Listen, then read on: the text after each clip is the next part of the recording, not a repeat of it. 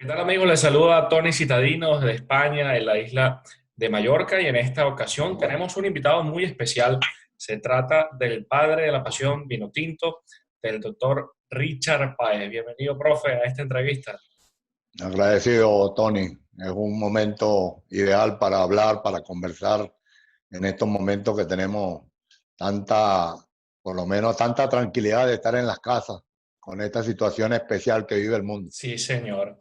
Profe, y queríamos, bueno, comentar un poco lo que ha sido su paso a través de la vino tinto en tres procesos eliminatorios, y comenzando precisamente con ese camino glorioso de la selección en 2002, un hito que se marcó y considero que se puede analizar desde tantos aspectos: el deportivo, el social, porque se creó un movimiento que ha permitido que hoy la selección esté mejor posicionada a nivel mundial.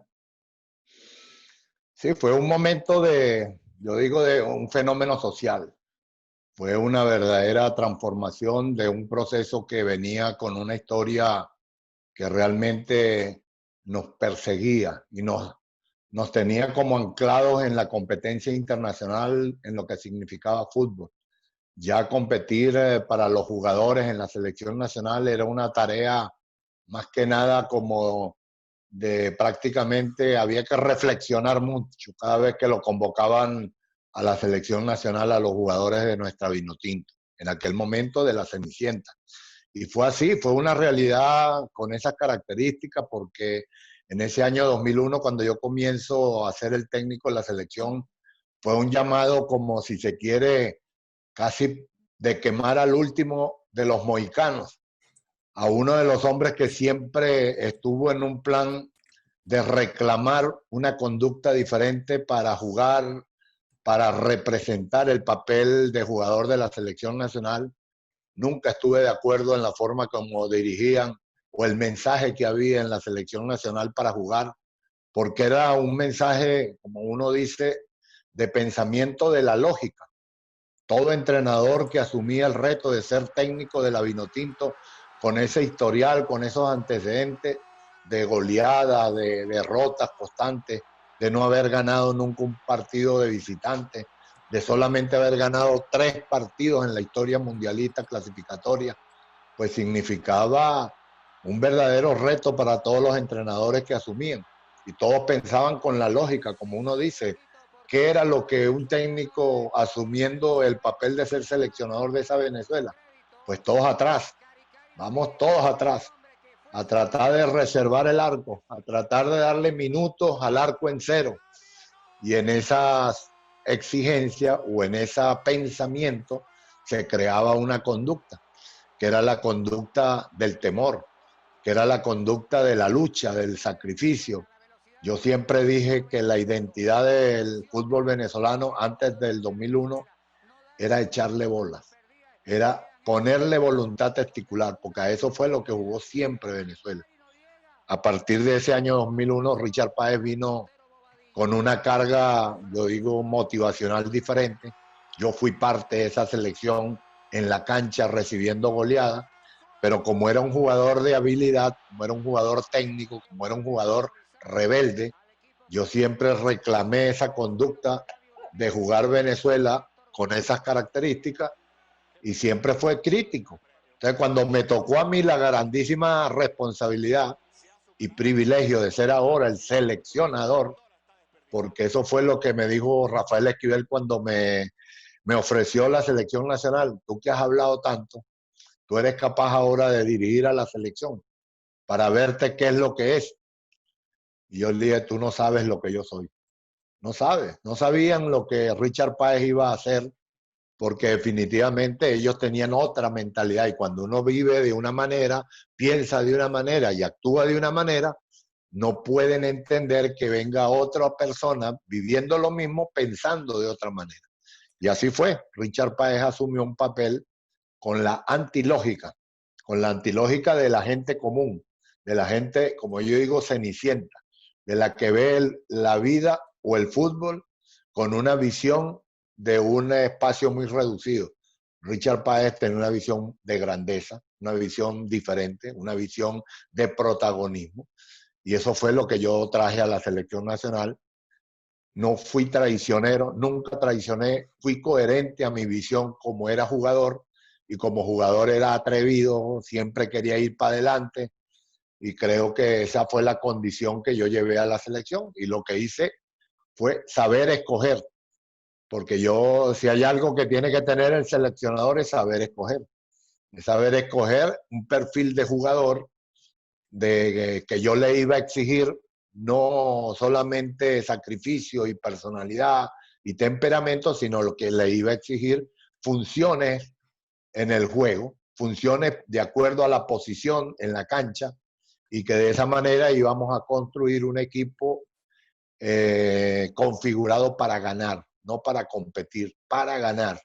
Y esa es la gran diferencia que llegó a la selección nacional en el año 2001. Señor Richard, ¿en algún momento cuando asume el cargo se llegó a imaginar que podía ser un trabajo como el que se realizó en la selección? ¿O era quizás más una convicción de que, mira, sí podemos hacerlo y tendremos los medios a disposición? ¿Se imaginó que podía pasar algo así? Bueno, no, si hubiese sido tan exacto en lo que íbamos a conseguir, por lo menos de esa dimensión de haber logrado 4 partidos seguidos en una competencia que es la más difícil de las eliminatorias mundiales, evidentemente que sí tenía que haberme puesto la copa de mago, ¿no? El disfraz de mago. Pero fue que tenía convicciones. Lo que sí Tenía estaba convicción. seguro era que sí se podía hacer algo diferente. Yo estaba convencido que estos jugadores, si yo los colocaba en una circunstancia en donde ellos eran capaces de desarrollar sus propias responsabilidades individuales y después unirlas, empezar a hacer sociedades, porque ahí es donde viene ahora el pensamiento del futbolista, porque primero es el pensamiento sociológico de hacer cambios en la mentalidad del jugador, pero lo más difícil, que fue lo que hicieron los jugadores, era hacerlo en la cancha. Eso era lo difícil, porque la mentalidad la podía yo tener, indudablemente, y hubiese sido quizás una mentalidad hasta suicida, si no consigo, si no hubiese escogido, si no hubiese seleccionado a estos jugadores que asumieron el reto de decir, profe, nosotros, cuente con nosotros lo vamos a hacer. Y es que fue así. Los jugadores, desde el primer partido contra Argentina, en el Monumental de River, que fue mi partido oficial para debutar, contra Argentina de Bielsa, sin partidos previos, sin partidos Exacto. oficiales previos. A mí me correspondió así. Por eso digo, hoy la situación totalmente diferente a la de hoy, en donde Claro. ya los jugadores son internacionales todos comprobados, con una carrera que ya los ratifica como jugadores dispuestos para competir en donde sea. En aquel momento nuestros jugadores eran una prueba de fuego para ellos asumir ese reto que yo les estaba colocando, que era jugar con una convicción, como que si supiéramos, como que si todos nos habíamos investido de una personalidad que nunca habíamos tenido antecedentes, de una manera consistente. Habíamos tenido Bueno, hazañas, habíamos tenido logros en algún momento cada uno en nuestras carreras o en la selección, uno que otro triunfo, los 3 triunfos, porque no había otros triunfos, pero eran triunfos muchas veces aplicados a ese método de metidos todos atrás, defendiendo a ultranza y consiguiendo un resultado de repente de una sorpresa, un tiro libre, un un contragolpe que rebote, sí. agarramos mal parado al rival.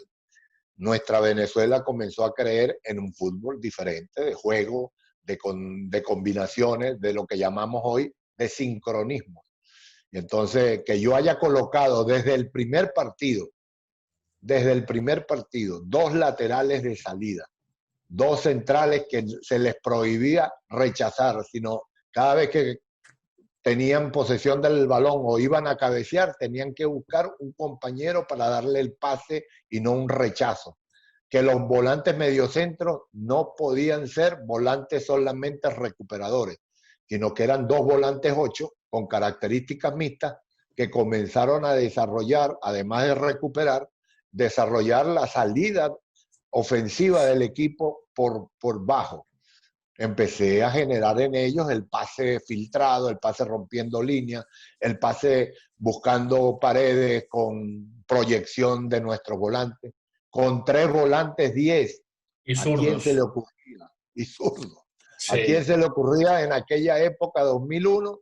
No había una selección en Sudamérica que jugara con 3 volantes ofensivos y un delantero con una dedicación permanente de estar conformando y haciendo juego. Entonces, bueno, esa Venezuela, a pesar de que ese día no ganamos, porque era una diferencia abismal lo que estábamos enfrentando, nada más que a la Argentina de Bielsa, pero sí. que hayamos salido con ese atrevimiento fue suficiente prueba para mis jugadores que yo no estaba hablando en vano, que yo no estaba hablando de incoherencias, que yo estaba hablando en una convicción total que yo tenía que así era que teníamos que comenzar a cambiar la historia.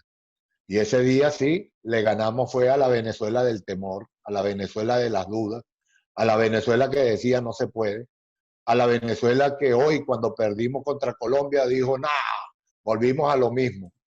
El técnico que tiene convicciones no cambia. El técnico que tiene una idea clara y precisa no varía ese norte. Y yo no cambié. Yo seguí con esa misma rutina. A mí no me dio temor haber recibido 5-0 contra Argentina en mi debut, porque yo había visto, como técnico que soy, más cosas. Yo no me apegué nada más que al resultado, sino que comencé a vislumbrar gestos, acciones futbolísticas que comenzaron a darme una visión diferente de lo que íbamos a ver. Y no me equivoqué. Después empatamos con Colombia cuando le íbamos ganando 2-0 2 a en el minuto 0. 85. En el Sí. 85 ya le estábamos ganando 2-0. Luego vinieron las 4 victorias seguidas, que eso fue lo que le dio la demostración a la gente. Primero fue la gente la que quedó sorprendida. Oye, ¿qué está pasando con este equipo que antes no sabía dar 2 paredes o 3 jugadas de toque?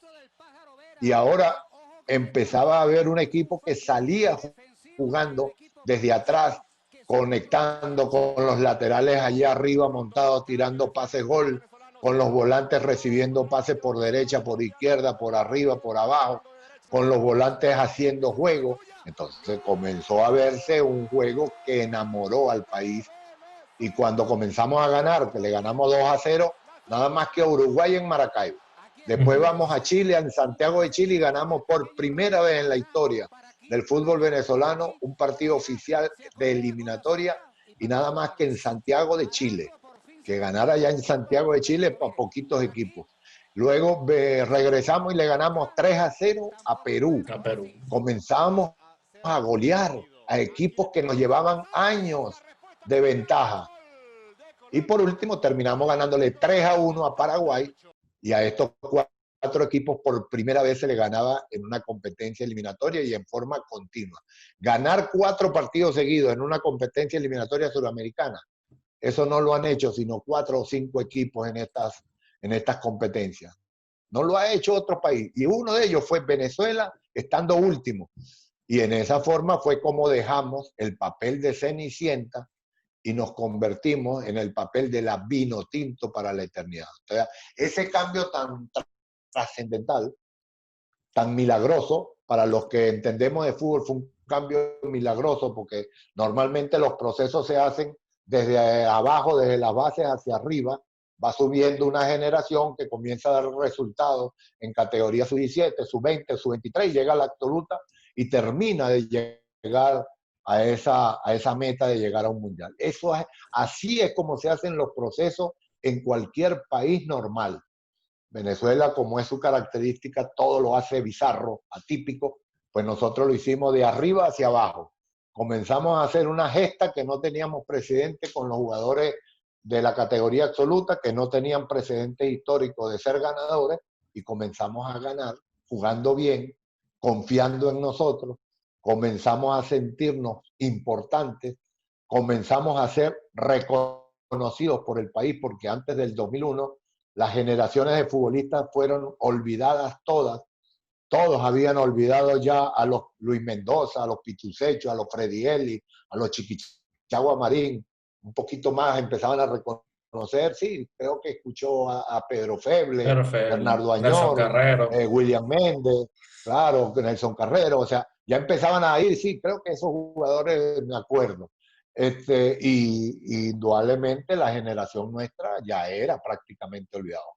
Técnicos, ninguno era recordado en la selección de Venezuela como se reconocía un técnico en la selección nacional. Bueno, esa generación, como la llamamos, la generación transformadora, la que hizo la metamorfosis del fútbol venezolano, estaremos agradecidos con ellos toda la vida porque de ahí nació una identidad.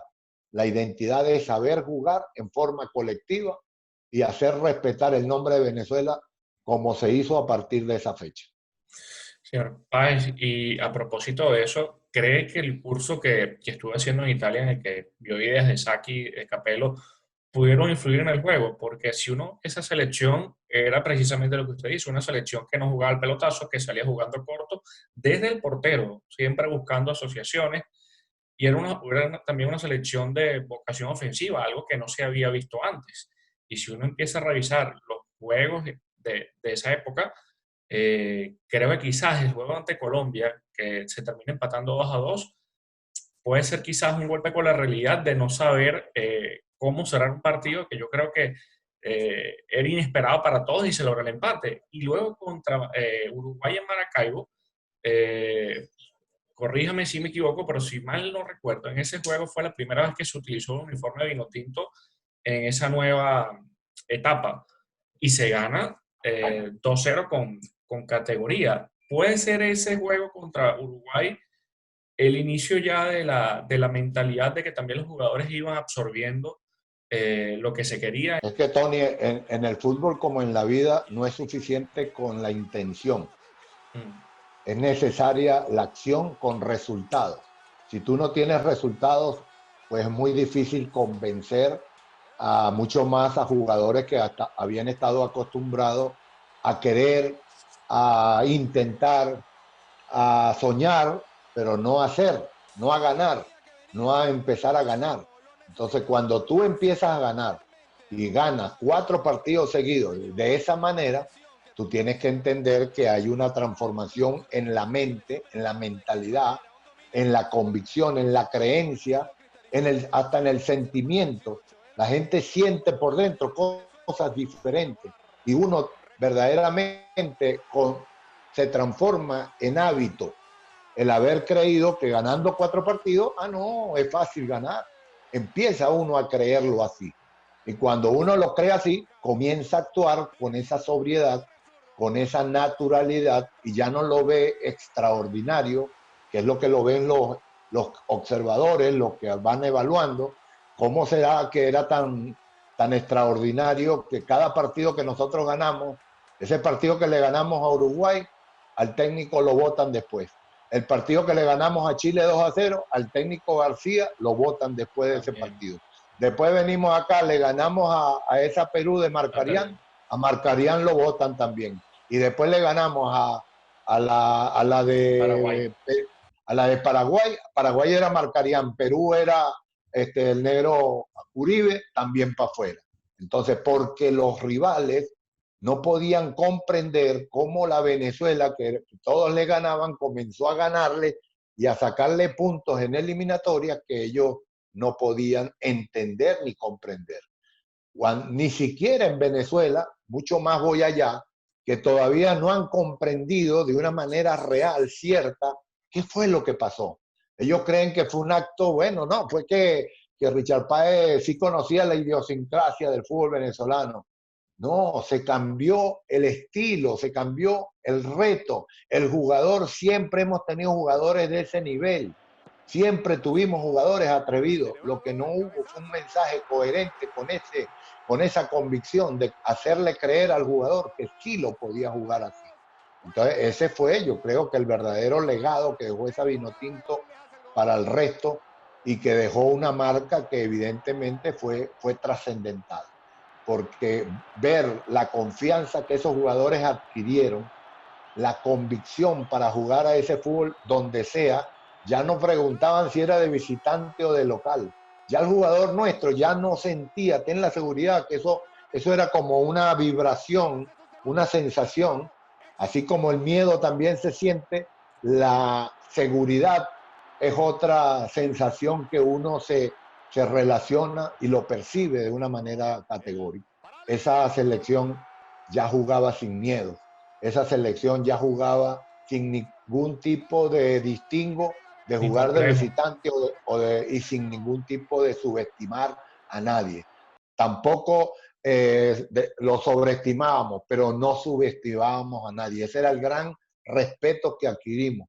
Tú le preguntas a cualquiera de mis jugadores y ellos saben muy bien que yo a los contrarios los retaba, los respetaba de tal manera que le quería ganar a todos. Ese era el respeto que teníamos nosotros por los rivales, que queríamos ganarle a todos, sea donde sea. Hicimos lo que pudimos, pero bueno, creo que se demostró que esa selección, esos verdaderos héroes, esos protagonistas, porque verlos jugar todavía veo a algún momento que quiero disfrutar un poco de la alegría del fútbol, de recordar lo que hizo esa selección y los veo jugar, sencillamente le da un, un oasis al alma, al espíritu, a ese espíritu competitivo que uno lleva por dentro. Ya luego viene la segunda parte del proceso eliminatorio, el de Alemania, y bueno, y se comienza en Colombia con el gol de Arango en Barranquilla. Se seguían viendo motivos para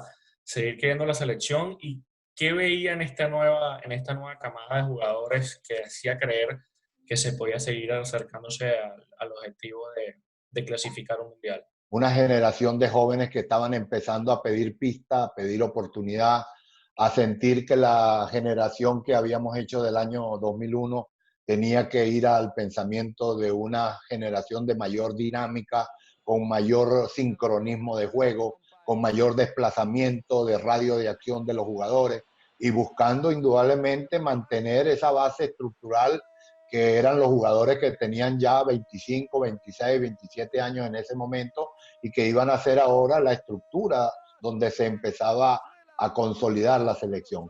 Creo que a partir de ahí comenzó un equipo apostando a lo mismo y ahí fue donde comenzó esta segunda etapa que ganamos en Colombia, 1-0, le ganamos a Bolivia, quizás en uno de los partidos más emocionantes que nosotros vivimos al frente de la selección, cuando estábamos perdiendo en el minuto 89 contra Bolivia en el Día de la Chinita en El día de la Maracaibo y chinita. le dimos vuelta en 2 minutos al partido y hemos ganado ese partido 2-1 y después vamos a Uruguay y ganamos 3-0 en el Centenariazo, o sea, le dimos vuelta a la historia y ahí fue donde el fútbol universal comenzó ahora sí a darse cuenta, a darle un paso a la historia de la Vinotinto en la ganancia que hicimos extraordinaria del 3-0 contra Uruguay allá en el Montevideo.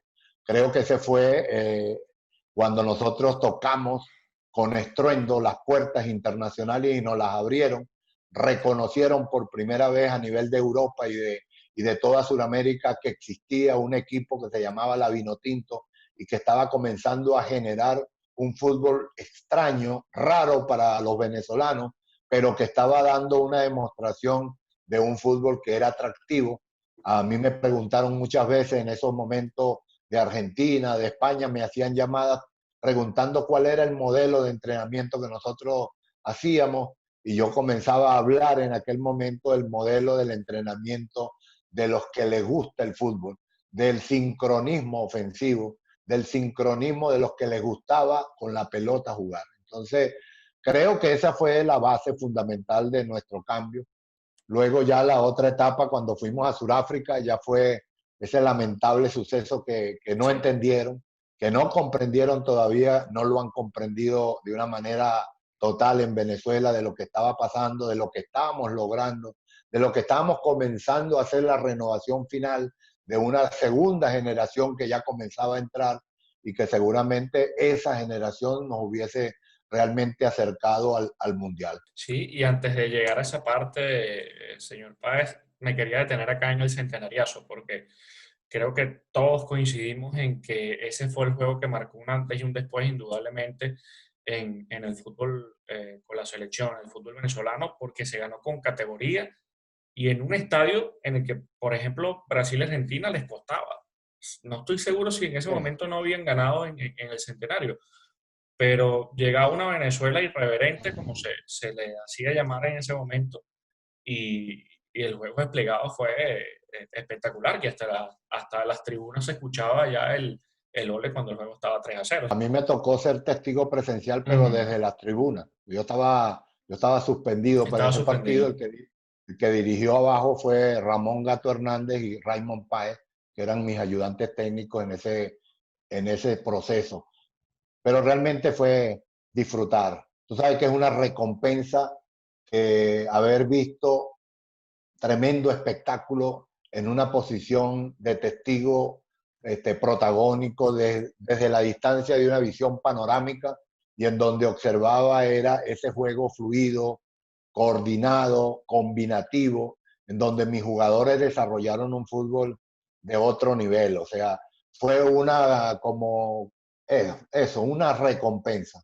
Recompensa a tantos años de haber sufrido. Yo formé parte de la generación de la Cenicienta cuando recibimos goleadas, cuando veíamos en ese bendito pizarra electrónica que veíamos en los estadios de Argentina, de Brasil o de Chile o de Uruguay, y salíamos viendo, jugando, pero con esa pizarra que nos recordaba el 6-0 contra Chile una vez, el 4-0 que recibí en Paraguay otra vez, una vez 5-0, 7-0, en 11-0 recibí yo en una cancha teniendo la camiseta nacional. Entonces, ver primero el disfrute de la forma como se ganó, porque eso fue para mí la gran fórmula o la gran ecuación que el fútbol venezolano no olvida, que el apasionado del fútbol venezolano nunca va a olvidar esta generación, que por primera vez vio un equipo que representaba lo que queríamos ver en la cancha con un equipo de Venezuela, jugando al fútbol, que es lo que reclamamos hoy, que una cosa es ganar, pero otra cosa es cómo se gana. Y el cómo se gana para mí era lo fundamental. Yo no soy de la corriente de los hombres pragmáticos, de los técnicos pragmáticos, o los que viven la vida tan pragmática y dicen ganar como sea. No, yo no me satisfago así. Yo siento la satisfacción plena ganando con calidad, con categoría, viendo a mis jugadores dando una demostración de la significancia de ser futbolista profesional. Entonces, eso fue mi gran, yo digo, regalo que nos dimos y dándole un regalo a la historia, porque a partir de ahí creo que la generación antes del 2001 recuperó memoria, recuperó presencia. Se comenzó a decir, epa, recuérdennos también, porque nosotros formamos parte de ese cambio, de esa transformación, porque eso es lo agradable. Cuando una generación recoge el fruto, el sacrificio, las lágrimas, el dolor, las virtudes buenas y malas que hayan sufrido los anteriores y al final consiguen un logro fundamental. Ahora estamos esperando la generación mundialista. Esa es la que estamos esperando y Dios quiera que yo espero que sea esta. Sigo confiando que sea esta, pero indudablemente hay que hacer una serie de correctivos que son fundamentales. ¿Qué jugador por línea cree que fue fundamental en el esquema de Richard Páez? Es un esquema en donde el perfil, yo fui a buscar perfiles de jugadores. Y cuando tú buscas perfiles de jugadores, estás buscando es características diseñadas o pensadas, imaginadas por el técnico, que va buscando es cómo consolidar un equipo que juegue con esa calidad, con esa categoría. Entonces, cuando yo hablo, no es que haya, sino que hay jugadores que entendieron o que demostraron en la cancha un mejor nivel que otros. Y en ese sentido, yo puedo decir que en cada posición, todos, y gracias a Dios, eso fue una gran satisfacción para mí, que la mayoría de mis jugadores cumplieron la exigencia, el reto que yo les colocaba. Entonces, cuando hablamos de arqueros, para mí los arqueros me dieron la satisfacción que me dieron siempre seguridad, me dieron una personalidad de iniciar el juego con una actitud protagónica. Yo recuerdo muy bien que a los arqueros de nuestra selección comenzaron a jugar con los pies, porque yo les exigía que esa era, ellos formaban parte en la medida que iban mejorando esa condición, íbamos a tener un jugador de más, un jugador que iba a tener siempre la posibilidad de iniciar la salida, de iniciar el juego. Entonces eso generó un cambio en la preparación que estábamos exigiéndole a nuestros arqueros. Luego fuimos con y en ese caso, pues hay que reconocer Rafael Dudamel, Gilberto Angelucci, Manuel Sanjao, Reni Vega, que al final terminó en esa última etapa que yo comencé cuando yo dejé la selección, año 2007, con la Copa América de Venezuela. Javier Toyo también pasó por ahí, pasó Leo Morales, o sea, hubo una participación de arqueros en nuestra Venezuela que cada uno de ellos demostró el nivel que estábamos esperando. Porque para hacer equipos ganadores, lo más importante es tener un muy buen número uno. Si no tienes un buen número uno, normalmente esos equipos no consiguen los resultados esperados. Luego, los defensas centrales, yo creo que todos se adaptaron a esa exigencia que yo les comencé a dar. Yo no quería lo que nos habían acostumbrado en Venezuela a ver, los defensas cabeceadores por rechazo, a rechazar el balón, a despejarlo, a tratar de hacer pases de 60, 80 metros. Eso conmigo no era una manera de convencerme lo que yo quería. Yo quería los primeros que tenían que demostrarme a mí que había habido un cambio del fútbol de fuerza, de temperamento, de garra, eran los centrales, porque eran ellos los primeros que tenían que arriesgar, comenzando a diseñar un juego en donde ellos eran los principales iniciadores de ese juego. Entonces, José Manuel Rey, Alejandro Sichero, en aquellos momentos Rafael Mea Vitali, aquella Wilker Alvarado, o sea, jugadores que se convirtieron en los iniciadores del juego de Venezuela desde allá. Comenzaron a hacer pases filtrados, pases entre líneas. Eso no existía para nuestros centrales. Eso no era una condición de exigencia. Lo importante era rechazarla. No, conmigo no era rechazarla, era jugarla.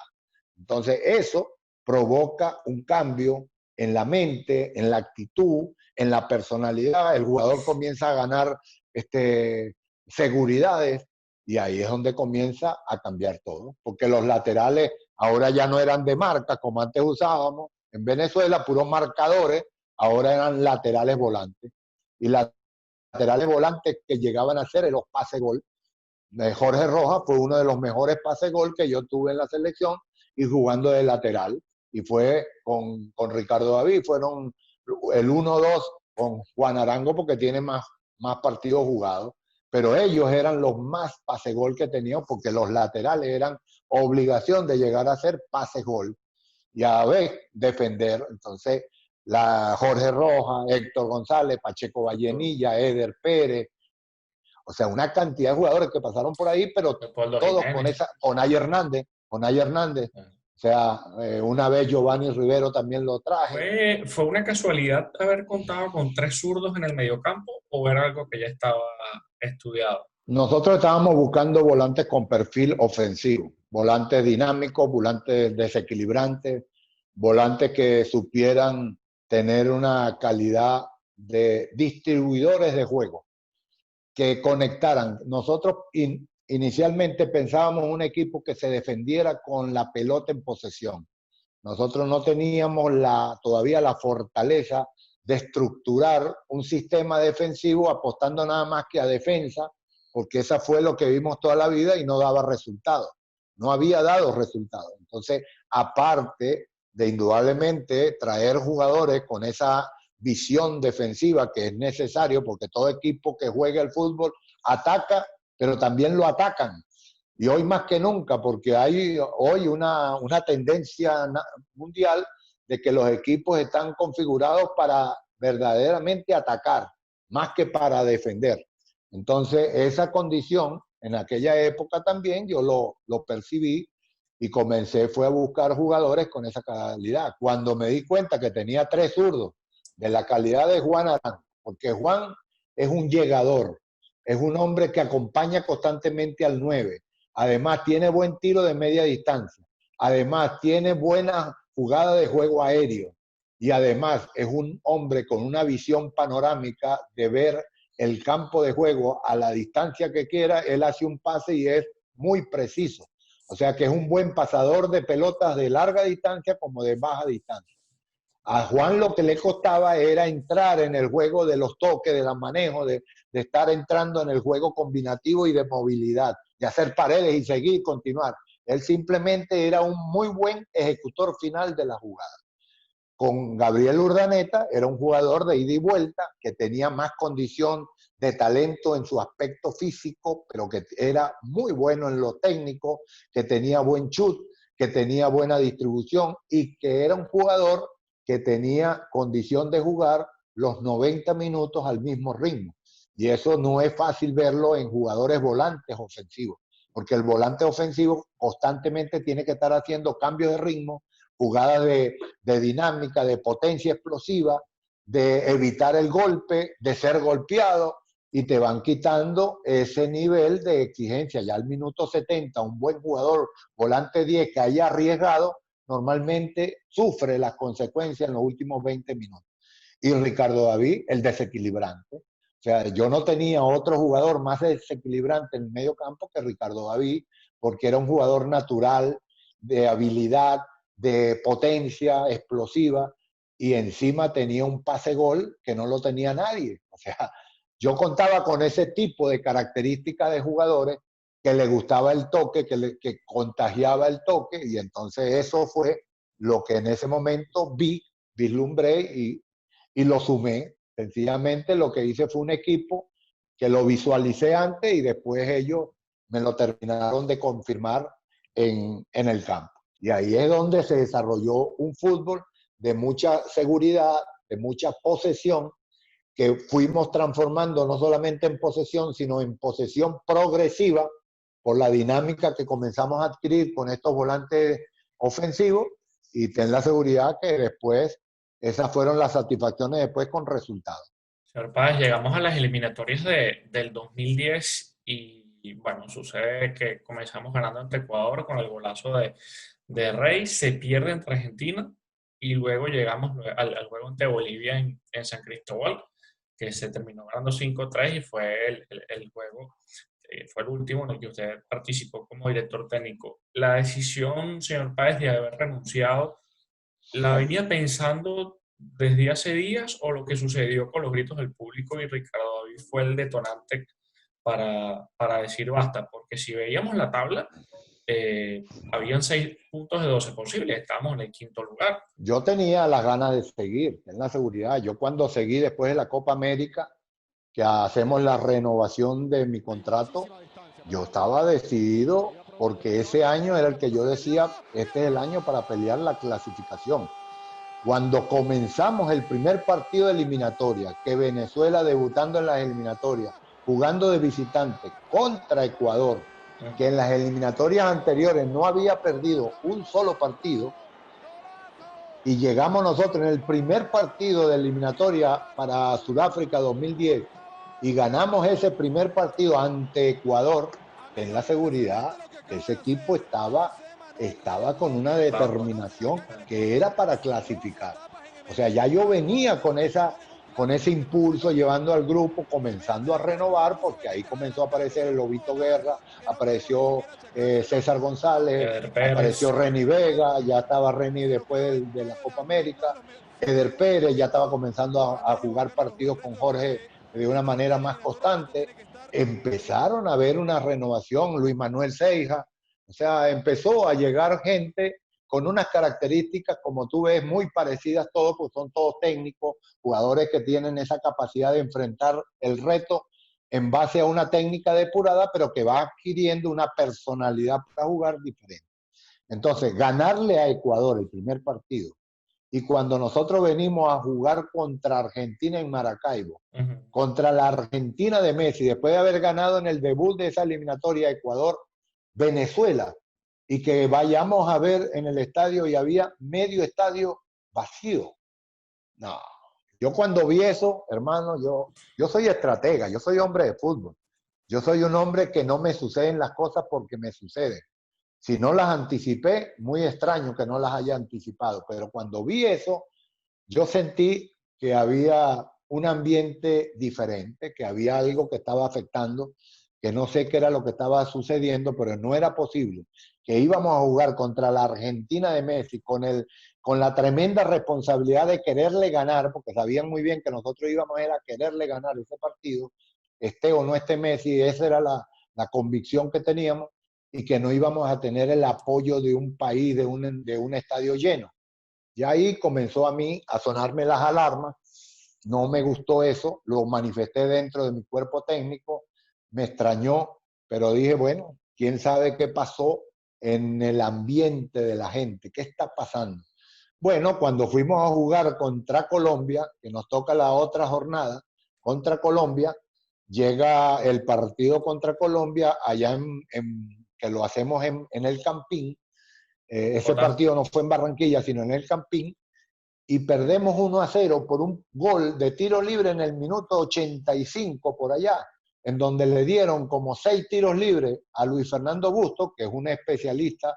Bustos era un especialista de tiros libres y tuvo 5 o 6 oportunidades que el árbitro nos pitaba una falta que no se podía. Pero bueno, era lo que no podían entrar, el partido estaba difícil, complicado, nosotros estábamos Wow. bien cerrados, bien parados en la cancha, y el partido lo resuelve en el minuto 85 con un tiro libre. Como yo le decía, le hubiesen dado 3 tiros libres a Juan, con 3 tiros libres a Juan no los perdona, Juan no Mete lo uno. perdona. No, ese es seguro, ten Mm. la seguridad, pues Juan eso sí era un súper especialista, no es especialista, es un súper especialista, él es un CEO especialista de disparar tiro libre, igual que Rómulo T.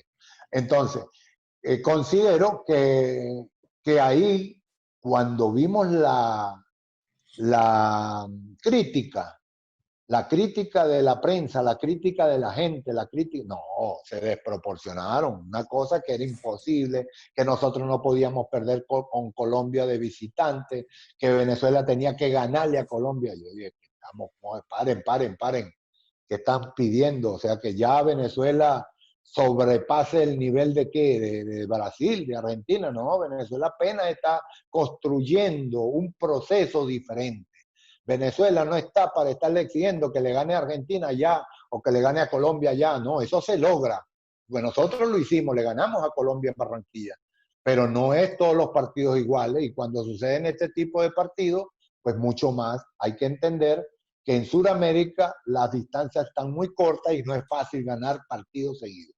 Bueno, perdemos ese partido, recibimos esa cantidad de críticas desmesuradas en todos los periódicos, todos los periodistas, nadie hablaba bien del buen juego de Venezuela, pero que perdimos, no podíamos decir otra cosa, el resultado era lamentable, y la gente, como en Venezuela, con poca cultura en ese momento de análisis, el resultado analiza todo, lo demás es circunstancial.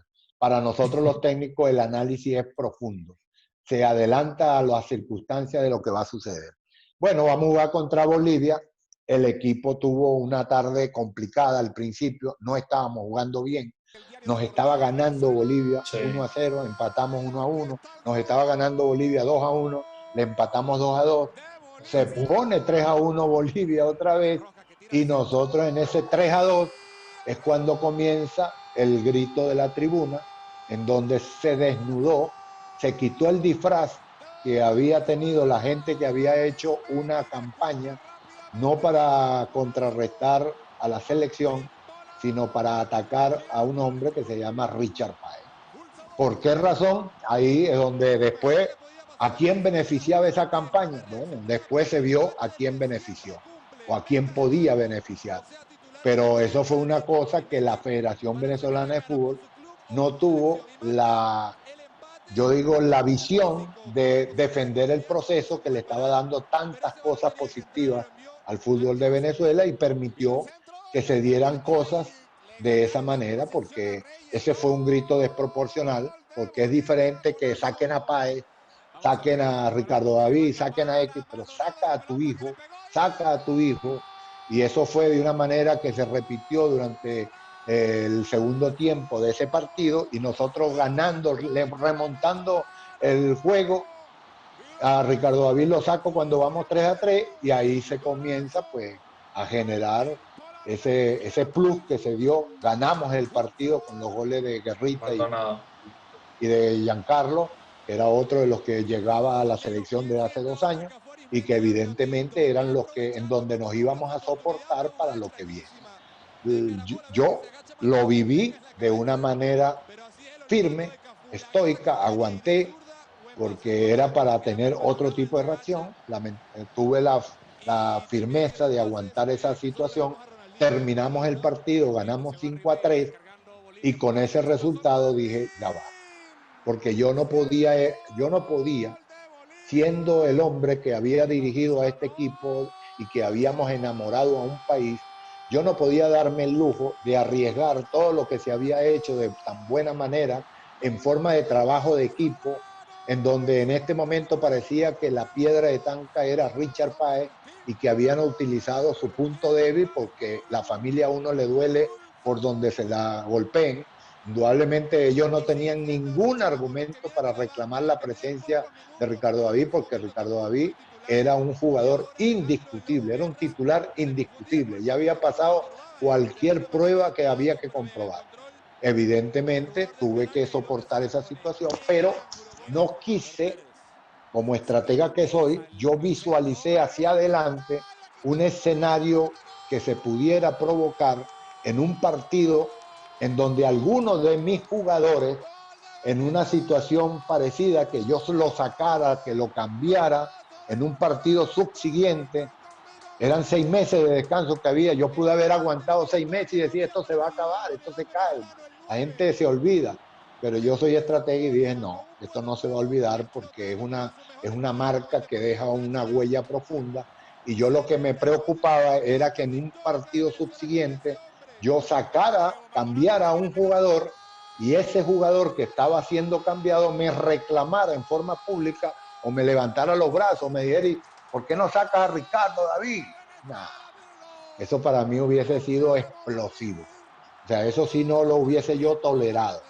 Que hubiese habido algún contagio de ese virus malicioso que comenzó a inyectar de afuera, una campaña que se organizó para inyectar ese virus de contagio negativo, este fue de negativo, al mejor estilo COVID-19, pues, y que pudiera contaminar el ambiente, que ya lo teníamos puro. Eso era una alegría total cada vez que se reunía esa selección. No teníamos problema que hubiese gente, no teníamos problema de dar conferencias o de dar entrevistas a la hora que hubiese, porque esa selección ya estaba investida de una seguridad total y que todo el mundo estaba enfocado en qué era lo más importante que había que hacer. Entonces, por esa razón, Richard Páez se fue de la selección de Venezuela, para evitar un daño mayor a futuro, para evitar un escenario que yo podía precisar que a algunos de mis jugadores le hubiese contagiado ese virus y que en algún momento me reaccionara así, y eso sí es verdad que yo no lo hubiera tolerado. ¿Cómo estuvo el vestuario esa noche luego del juego? Y si a su vez sintió, señor Richard, que la federación no le dio un espaldarazo. ¿Por qué lo digo también? Porque en un lapso de 8 años, del 2000, bueno, ya prácticamente 2002 al 2010, pasó a ser una selección prácticamente que no se conocía a una selección que se conocía y que se le exigía, no sé si tan o más de lo que se le podía exigir en ese momento. Lo que pasa es que la federación no tenía, todavía no la tiene de una manera total, una organización alrededor para proteger a la selección nacional.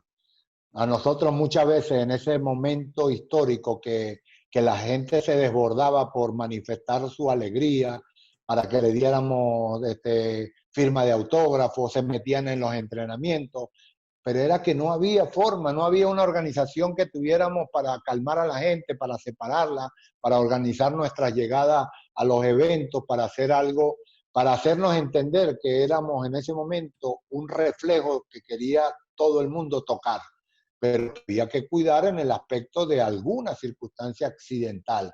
Y eso era lo que faltaba, porque es que la Vinotinto rebasó todo, superó las expectativas de la propia federación, de la misma gente, y al superar las expectativas generó una visión en donde se le exigía como que si ya fuese un país súper desarrollado en fútbol, con una gran cultura futbolística. Porque cuando tú no tienes cultura, es ahí cuando más bien te equivocas en exigir cosas que no comprenden, que eso es cuestión de tiempo, de proceso, de elaboración de un trabajo mancomunado de mucha gente, y no es para exigir todo de una vez. Y eso era lo que se le exigía a esa selección, que ya fuésemos clasificados al Mundial. Hoy es lo que estamos exigiendo porque ya, hoy sí contamos con un proceso de jugadores que están hechos para esa medida. Indudablemente tenemos que seguir construyendo un proceso porque eso no se hace con puros jugadores buenos de ese nivel. Ya lo vimos, que con buenos jugadores, si no hay un mensaje, si no hay un técnico que tenga esa empatía, que se conozcan, que se entiendan, que trabajen, porque esto es así como se logran estos resultados. Llegar a un mundial, hay países que lo han hecho todo bien, que tienen excelente plantel, que tienen un excelente técnico, que tienen una excelente organización, y a veces no llegan a clasificar un mundial. Lo vimos en el último torneo, que no llegó Italia, que no llegó Holanda, países súper desarrollados, países que han sido campeones del mundo, Se quedó en el Chile. caso de Italia, que se quedó Chile, que se ha quedado en algún momento Colombia, que se ha quedado en algún momento Uruguay, que a Argentina la peleó en algún momento un repechaje, porque es que así son los procesos en este fútbol, no es fácil, no es fácil, porque hoy cada día más aumenta más la competencia, entonces necesitamos más trabajo, más gente capacitada para ayudar, para conformar equipos grandes, porque esto no se hace con equipos cortos, con equipos reducidos, esto se hace con grandes equipos que todos trabajan en una misma orientación. Señor Richard, y si usted ve actualmente, para entrar ya en el tema de la selección actual, si usted ve la convocatoria de los dos primeros encuentros, eran puros jugadores que jugaban en el exterior, no habían jugadores del torneo local. Y si uno ve las edades, uno puede intuir un poco que crecieron viendo a esa selección que fue dirigida por Richard Páez. Eh, ¿Qué balance puede hacer de estas dos primeras jornadas con la derrota de Colombia y también con la derrota de Paraguay? ¿Vio alguna mejora en el juego de Paraguay o cree que la selección jugó tanto reservada a pesar de ser local? En primer lugar, que esta es una cosecha que creció como deben crecer las generaciones de fútbol, porque esta generación creció desde la categoría sub-17, sub-20, sub-23, viendo a una Vinotinto absoluta, haciéndose respetar, manifestando un estilo, una manera que identifica al jugador venezolano y que ellos son excelentes herederos de ese legado. Y eso significa que al ser jugadores internacionales, nosotros estábamos esperanzados en dar una mejor impresión. La imagen que dejamos después de estas dos jornadas, para mí, es la peor de toda Sudamérica. Para Richard Páez, esa es mi visión de lo que vi en estos dos partidos. Y esto no es responsabilidad o culpa, como la gente dice. No, esto es culpa de... No, esto es responsabilidad de todos. ¿En qué sentido? En que el que elige al director técnico de la selección nacional tiene en sus manos la decisión de la gloria o de la caída. ¿Por qué razón? Porque si elige bien al seleccionador nacional, elige un proceso por 4 años, elige un proceso de direcciones que van a ser asumidas por este hombre que hemos elegido y que nos lleve con una responsabilidad bien hecha a esa meta, Mundial Qatar 2022. Si me equivoco, también sufrimos las consecuencias todos. O sea, por eso es que te digo que es tan... La gente dice, no, que elijan a este, que elijan a aquel, que... Hermano, no se dan cuenta que esa es la elección más importante que tiene que hacer la Federación Venezolana de Fútbol.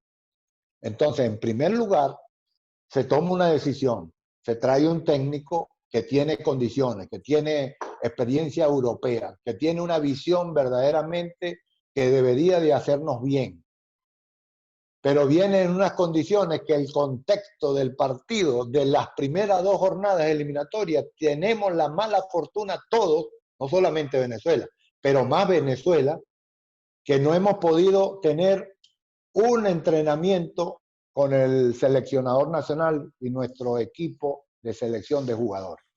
No había tenido ni siquiera un entrenamiento.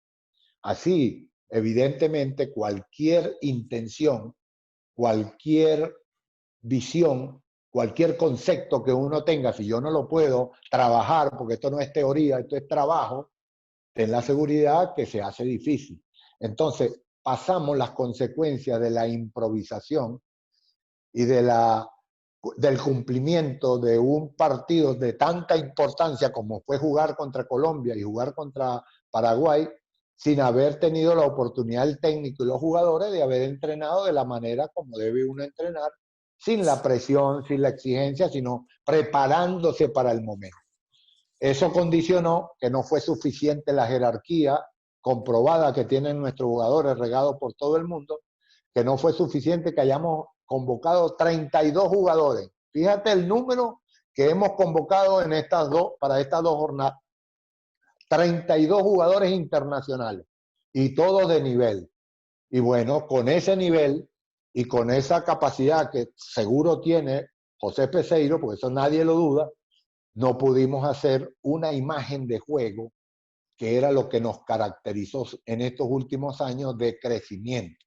Un equipo atrevido, un equipo con personalidad, jugadores que se la creen, jugadores que jugaron con entrega total, jugadores que jugaban con una actitud, con un estilo, con otro, porque no importa el estilo que se jugó, de Richard Páez, de César Faría, de Chita o de Dudamel, pero se veía un equipo en la cancha con una presencia de protagonista, de reto. O sea, aceptaba el reto que le enfrentaba el rival. Con el estilo, que ya eso es diferente, eso es otra cosa. Pero eso no se vio esa característica de confianza, de seguridad, de personalidad. El primer partido se apostó a un estilo de ataque. Después de recibir el 3-0, se apostó contra Paraguay a un estilo más bien ahora reservado, porque se iba a jugar de local, y a pesar de eso se reservó el estilo para jugar más bien con calma, con reserva. Entonces, esto es una impresión que indudablemente no nos dejó conforme. Lo que vi, Brasil, Colombia, lo mejor que vi en estas dos jornadas. Después el trabajo de Ecuador, el segundo partido, impresionante. Creo que para que le ganen a Ecuador con ese estilo de juego que mostró ayer contra Uruguay, va a ser muy difícil si repite ese estilo, esa identidad de jugar. Y yo creo que ese es el estilo que a ellos mejor les favorece y que Gustavo Alfaro, sin entrenamiento, pero sencillamente es apelando a la memoria futbolística que tienen esos jugadores que han jugado así y que ahora les han sumado pequeños detalles de crecimiento en otras cosas, en el sincronismo, en proyectarse en forma compacta. Bueno, una cantidad de cosas que le vi en Ecuador muy buenas. Después estuvo Chile, Perú, como los otros dos equipos que me gustaron, con Argentina por la personalidad, no por el fútbol que hizo. No me gustó el fútbol de Argentina en estos dos partidos. Sí, a pesar de que sigue contando con el mejor jugador, aunque hoy el mejor jugador que vi en estas dos jornadas se llama Neymar Jr. O sea, ese se pasó en el nivel que se encuentra actualmente, está por encima del resto. Y después vi que me gustaron James Rodríguez y el jugador Alexis Sánchez. Fueron los otros dos jugadores que me demostraron otro nivel con respecto al resto de los jugadores en Sudamérica. Y Uruguay-Paraguay le va a costar mucho. Por las dos jornadas que vi, son los que le va a costar entrar en la pelea de clasificatoria por los juegos que le vi. Y después viene Bolivia y el último por imagen, no por el juego de los jugadores. Jugadores estamos para competir. Nosotros tenemos hoy un equipo para competir ese quinto lugar mínimo. Estábamos para buscar clasificación directa, pero estamos para estar peleando ahí hasta el final de la competencia. Esperemos que estas dos jornadas hayan sido las del resbalón necesario para superarnos, levantarnos, limpiarnos bien las rodillas, los codos donde recibimos los golpes, tratar de recuperarnos lo mejor posible, comenzar a trabajar de la mejor manera, que busque el técnico con la federación la manera de conseguir que haya trabajos en algún momento con este grupo y porque lo que se viene es Brasil y Chile. ¿Cuál considera, señor Páez, que es el mejor jugador que tenemos en la actualidad en la selección? No, yo veo muchos buenos jugadores. Yo no, todavía no detallo uno por encima del resto. Ok. Indudablemente el que sí, eso sí hay que reconocerlo, es Salomón. O sea, Salomón Rondón es hoy el mejor jugador que tiene Venezuela por la comprobación en la cancha, no solamente subjetivamente, porque hay jugadores que habrá gente que le dice no me gusta, pero él objetivamente ha demostrado que es el mejor jugador que tenemos hoy, porque es el goleador, porque es el que desempeña, hace diferencia cuando juega, muy diferente de haber visto a esta Venezuela sin Salomón. Indudablemente se ve, se marca su diferencia al no estar, y eso significa los jugadores con categoría. Ese es quizás de los jugadores que tenemos con categoría hoy en nuestra selección. Pero hay jugadores, lo que hace Soteldo, lo que hace Otero, Machís, Yángel, Tomás Rincón.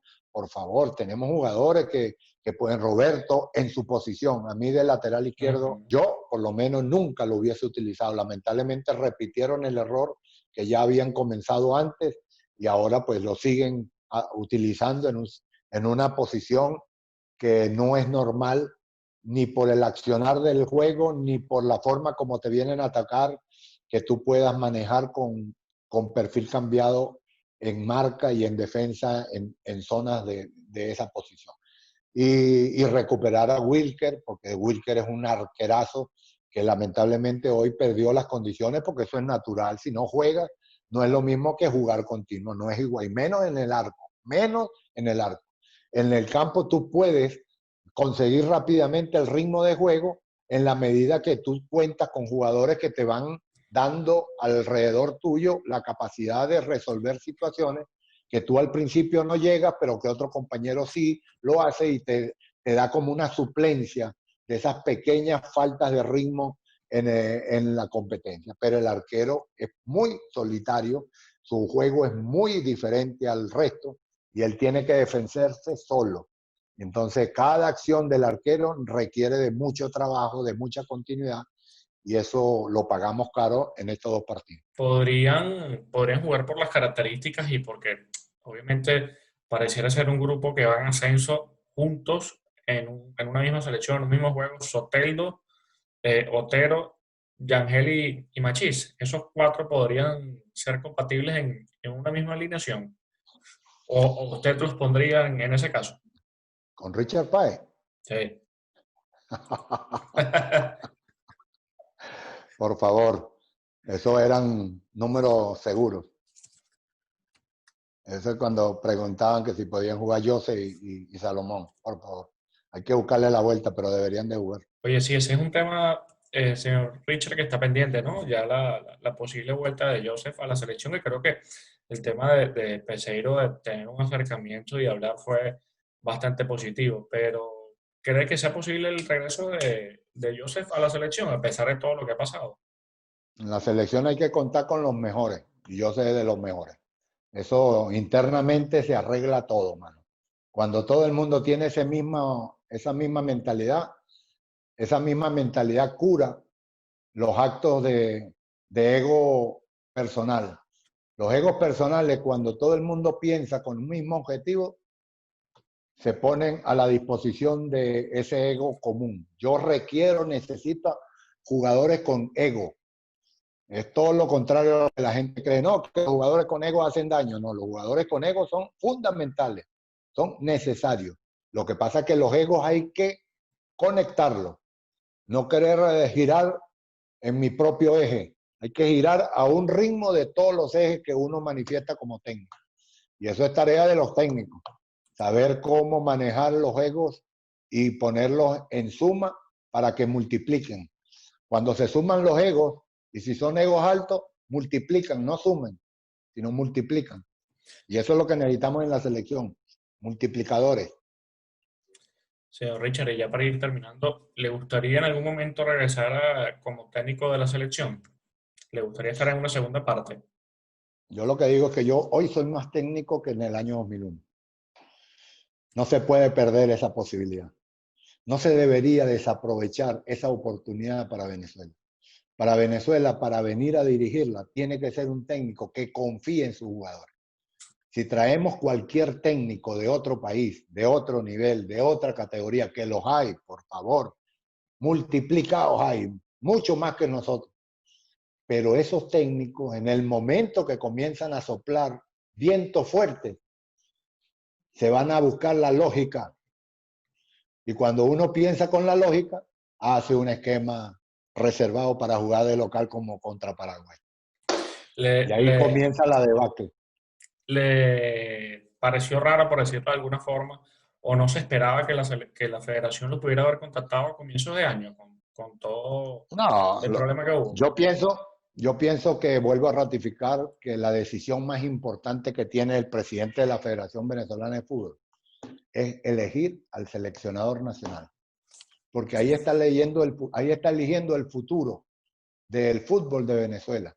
Porque llevarnos a un mundial categoría absoluta significaría un repunte exponencial de todo, de jugadores, de entrenadores, de árbitros, de país, de marketing, de dinero, de apoyo, de patrocinantes.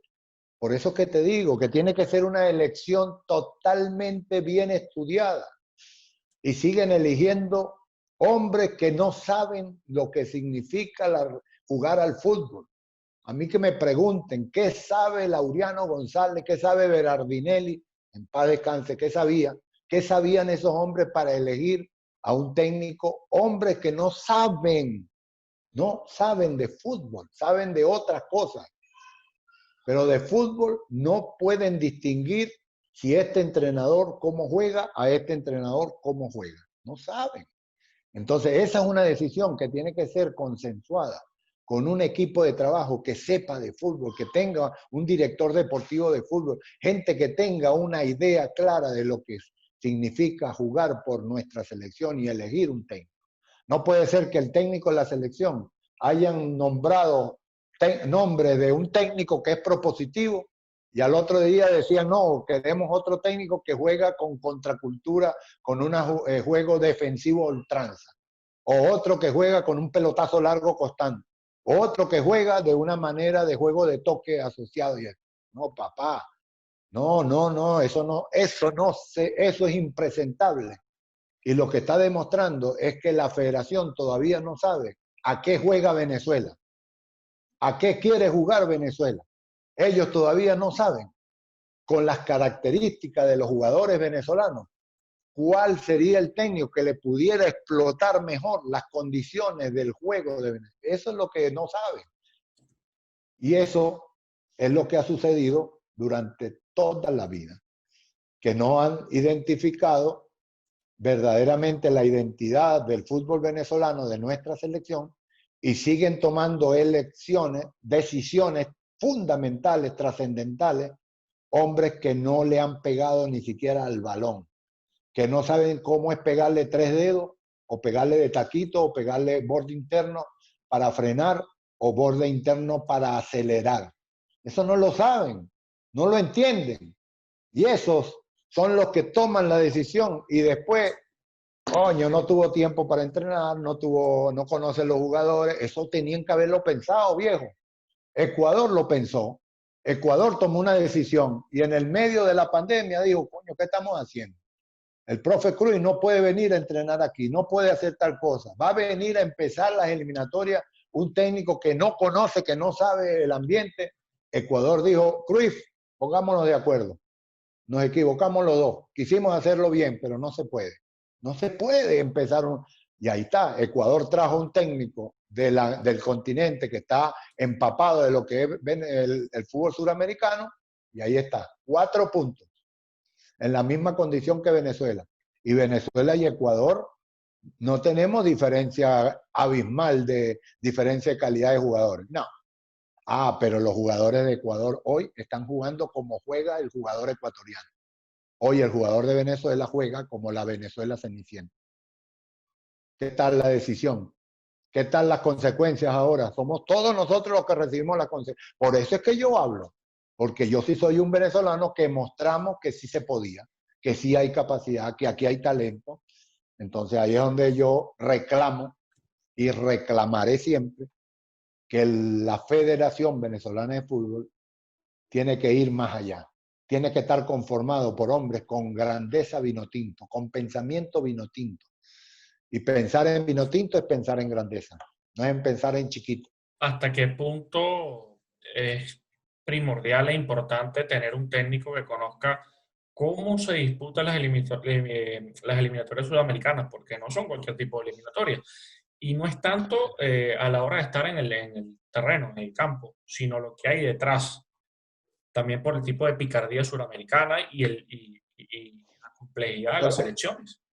pero Tony, ¿tú crees justo que nuestro seleccionador nacional, que es de Portugal, que trae todo el cuerpo técnico de Portugal y que no esté acompañado por un técnico venezolano? ¿Tú No, crees justo eso? O sea, ¿se puede justificar esa forma de empezar el torneo clasificatorio mundial? ¿Se puede entender de dónde sale tanta inteligencia de una organización que está soñando hacia un mundial y que ninguno se haya acordado, ni el técnico, el cuerpo técnico, ni la federación, ni nadie alrededor de eso, de colocarle un hombre que esté al lado diciéndole, mire, Córdoba está jugando en el Alemania de esta manera y ha jugado de esta manera? No, fíjese, este jugador juega de esta manera y puede jugar en esta posición y en otra. Este otro jugador sí tiene, pero le falta carácter. Hay que llevarlo en el momento, hay que llevarlo con calma. Uno escucha como técnico, pero va llevando una orientación en medio de una penumbra. Como yo lo digo, José Peseiro dirigió estos dos partidos a tientas, a ciegas y a sordas, porque no conoce a nadie y nadie le dio la orientación adecuada en el oído de decirle, no, profe, no haga esto, profe, haga esto. No, y a él después determinará, pero tenía que tener ahí técnico, un técnico venezolano tenía que estar ahí.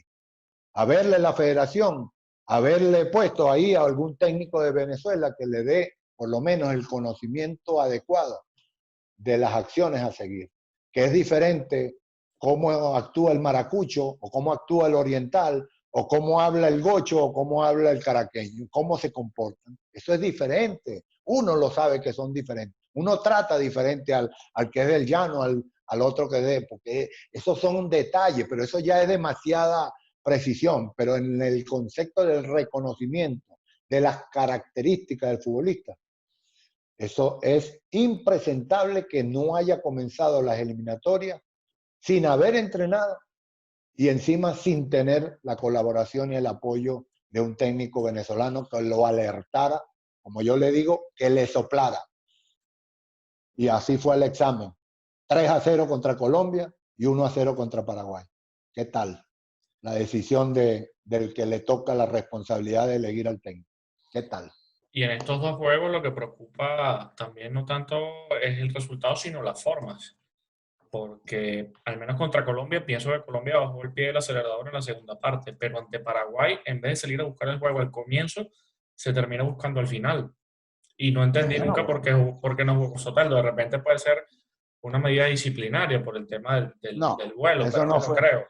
No, eso no fue disciplinario. Eso fue echar para atrás el carrete. Hermano, es una decisión técnica. Dijo, no podemos ser tan arriesgados. Todavía el equipo no está trabajado, todavía el equipo no está convencido. Yo vi que no tengo la suficiente comodidad de volver a asumir el mismo riesgo. Vámonos para atrás. Primero aseguremos y después ataquemos. No le busques otra cosa. Esto no es esos términos disciplinarios con... No, cuando la exigencia es mayor, a Soteldo lo llamaba pero de inmediato. Pero no, lo pensó mejor, lo entendió mejor y echó marcha atrás a su plan. Ahí es cuando a mí me da... Eso es lo que se llama pensar con lógica. Él pensó con lógica. Eso es lo normal. No me salió bien, no vi buen equipo. Él mismo lo reconoce con ese cambio. Él es el primero que reconoce que no le gustó para nada el Venezuela-Colombia, el accionar, el juego, la forma. Entonces, como no le gustó, echó para atrás.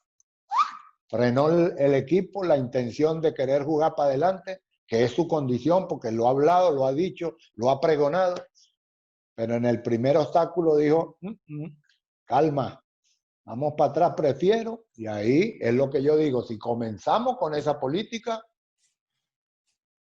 no tenemos vida. Chao, Qatar 2022, chao. Eso le quería preguntar. ¿Ve a la selección luego de estos dos primeros juegos, al menos peleando la clasificación por el repechaje? No, hay posibilidades, faltan 48 puntos, son 16 partidos que faltan. Por cada partido dan 3 puntos, uno o no dan nada. Y de acuerdo al trabajo, uno los consigue. Y uno no se puede rendir en la primera de cambio. Uno no puede ya decir que se acabó las eliminatorias o que el técnico no sirve o que no, no. El técnico tiene que recuperar su norte, su concepto, su trabajo. Y él tiene que buscar maneras de hacerlo efectivo, porque para eso fue que se le contrató, no para darnos las excusas que ya sabemos, no, que no hay tiempo, no, que no los conozco, no, que todavía esto, no, no, no, no. Ya excusas aquí, no venga ningún técnico a darnos excusas. Aquí queremos equipo, tenemos jugadores y tenemos equipo para buscar la clasificación, más nada. Usted busque el trabajo, asuma los retos, asuma su responsabilidad, su capacidad, su categoría como técnico y llévenos al Mundial. Eso es la única que queremos escuchar. Otras cosas, no, que vamos a hacer un proceso, que no, no, no. Que no vengan con procesos, que vengan con necesidades de obligación. Después del 2001, del cambio, que eso sí era, había que hacer un proceso, se hizo, se cambió. A partir de ese proceso del 2001 rumbo a Corea y Japón 2002, Venezuela busca es clasificación, no busca otra cosa. Bueno, muchísimas gracias por dedicarnos estos minutos y poder compartir y recordar tantos buenos momentos con la selección y también viendo hacia adelante. Gracias, Tony. Me agradecido. Muy Así bueno es. todo. Muchísimas gracias. Bueno, amigos, conversamos con Richard Páez, exdirector técnico de la Selección Nacional de Venezuela. Muchísimas gracias.